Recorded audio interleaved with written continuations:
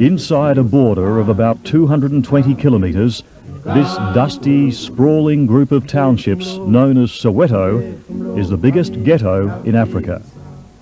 It was never meant to be much more than a staging point, a labour camp where black Africans were herded temporarily after trekking from places like Natal and Transkei in search of work in the gold mines and industry of Johannesburg. But for the children of Soweto today, there's nothing temporary about this. They know they'll grow up in one of the tiny block houses crammed with 3 or 4 families, or in the thousands of backyard sheds. 60% of them will never find work. Those who do might labour underground in the dangerous gold mines for $200 a month, barely enough to pay the rent. It's a world of seething discontent, a world of violence beyond imagination for most of us, and a world from which very few can ever dream of escape.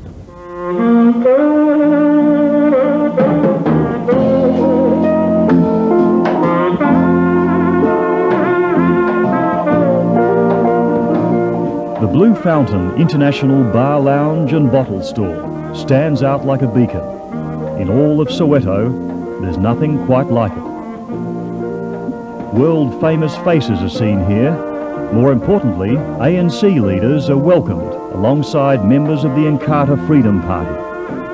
The man playing the sax says he's not much of a musician. If it's true, nobody says it to his face. Godfrey Moloi is the self-proclaimed Godfather of Soweto. The Blue Fountain is much more than a nightclub. It's the focal point of an entire community, and the reason for that is its owner.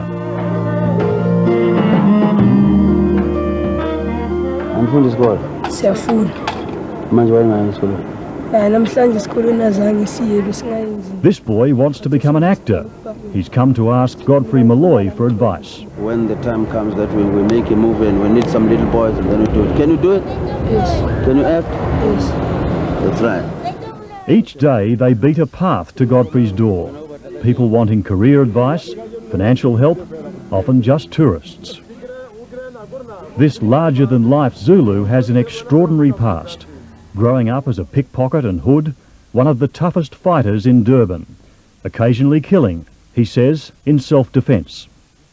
He became a smuggler and seller of illicit alcohol, one of the country's biggest.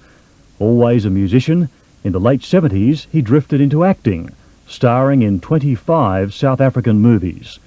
All of it followed by an autobiography, one with violence dripping from almost every page.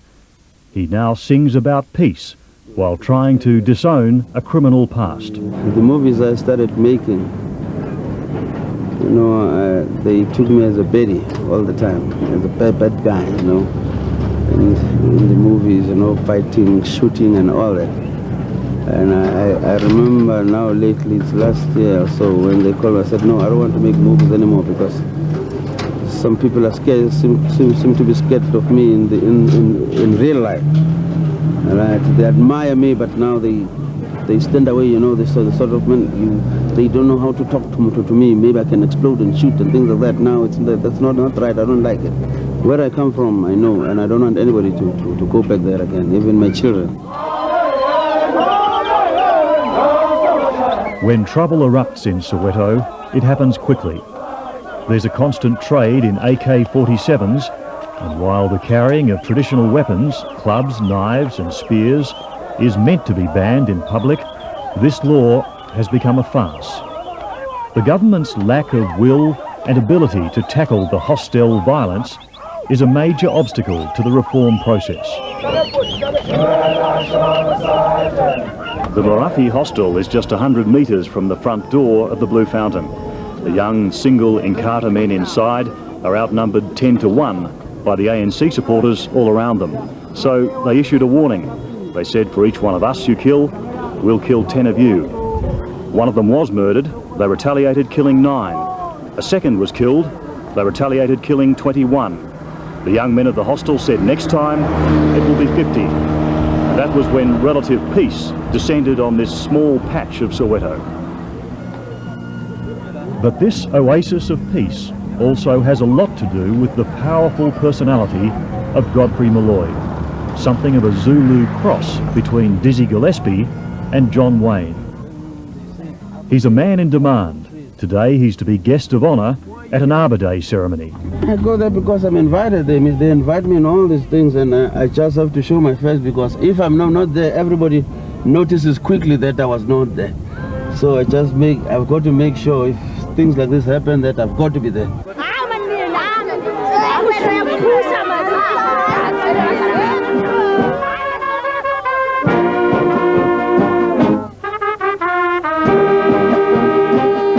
There's something quite unnervingly out of place about hearing the Beach Boys Surfing USA in the heart of Soweto.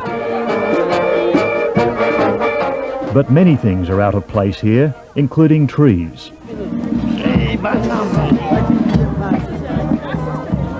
The dignitaries are all present.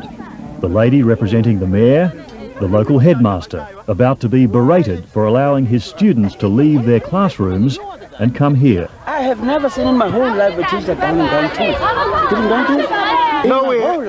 Yeah, you know, we have to do the best and get these people back to the classroom. Because the children are left with only 2 months.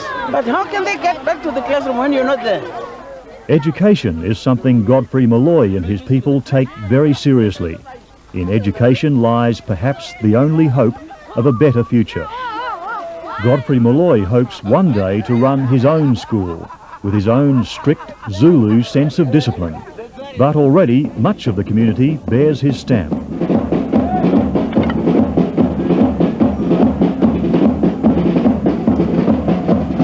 Marching girls contests, soccer carnivals, the Godfrey Moloi Marathon, all sponsored by the rand that filter through the bottle shop and bar of the Blue Fountain.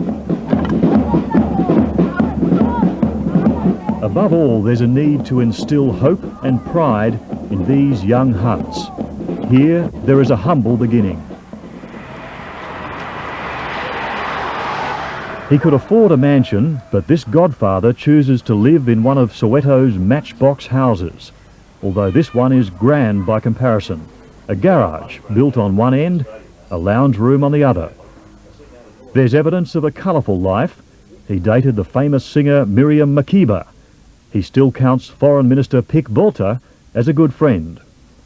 In one corner, the bust that will help his grandchildren know what Godfrey Moloi looked like. In Soweto, violent death is part of the landscape. It's something to plan for if you have the money. Today, Godfrey Moloi is taking gravestones to a family plot he's established nearby. We dug them and we built them around with bricks to make tombs.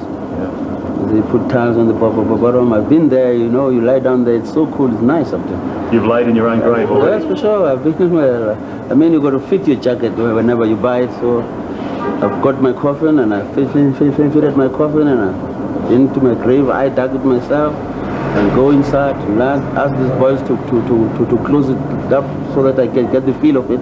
That's the feel of that.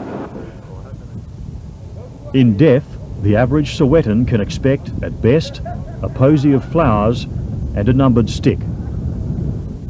The Molois will do better, but apart from his mother, Kessia, there are to be no women's graves here. This Zulu is a feminist's nightmare. He says his wife is in his family to bring up his children. When she dies, she can no longer do that job. And then she is permanently cut adrift from the Moloi family. Whatever I am, I'm here because of my people, my black people. Whatever I've gained, I got in Soweto here. I grew up here, so I'm going to die here. I can't say when I've made something,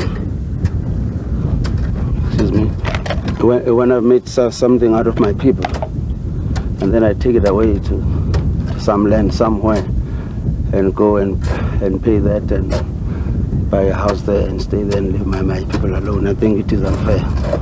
I've got to stay with my people until the last, up to the last.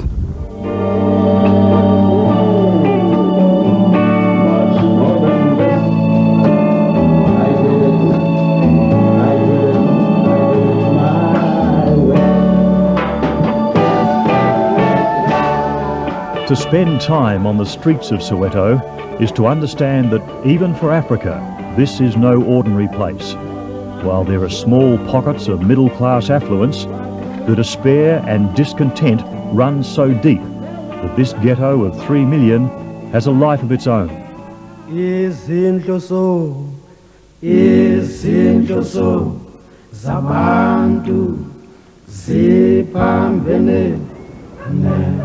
At any minute, the peace can be shattered by the arrival of a police Casper or a pitched battle between Inkatha and ANC. There are few exceptions, few acres of no man's land. Out of a violent past, Godfrey Moloi has carved his peaceful patch, and he wants Soweto to listen and learn.